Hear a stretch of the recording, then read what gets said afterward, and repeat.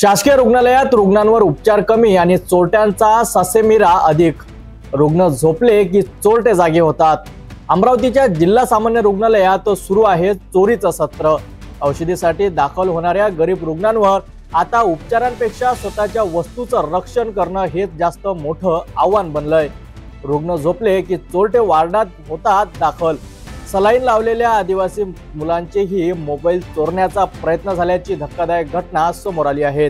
सरकारच्या सर्वात मोठ्या रुग्णालयातच जर सुरक्षिततेत राहिली नसेल तर मग या गरीब रुग्णांचा वाली कोण?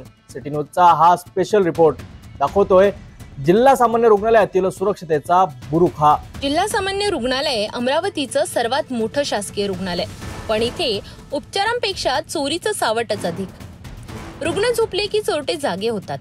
वार्डातच चोरटे फिरत असल्याचे प्रकार समोर येत आहेत। मेळघाट आणि दूरवरून आलेले गरीब रुग्ण, सलाईन लावलेले असताना मोबाईल चोरीचा प्रयत्न, भीतीने वार्डाबाहेर धावणारा रुग्ण, ही दृश्य धक्कादायकच म्हणावी लागतील। रुग्णालयात पोलीस चौकी आहे, खासगी सुरक्षा रक्षकही आहेत, तरीही चोरीचे प्रकार सर्रास घडतात। मोबाईल, पैसे आणि इतर महत्त्वाच्या वस्तू रात्रीच्या वेळेस गायब होतात। पूर्वी काही चोरटे पकडले गेले, पण आता तेच पुन्हा सक्रिय झाले आहेत। गरीब रुग्णांचा वाली या रुग्णालयात कोणीच राहिलं नाही का? आजही अनेक रुग्ण आपल्या सामानाच्या सुरक्षेसाठी झोपण्याऐवजी रात्रभर जागतात। प्रशासन आणि सुरक्षा व्यवस्था पूर्णतः अपयशी ठरताना दिसत आहे। आता तरी प्रशासन जागं होईल का, हा प्रश्न आता उद्भवत आहे।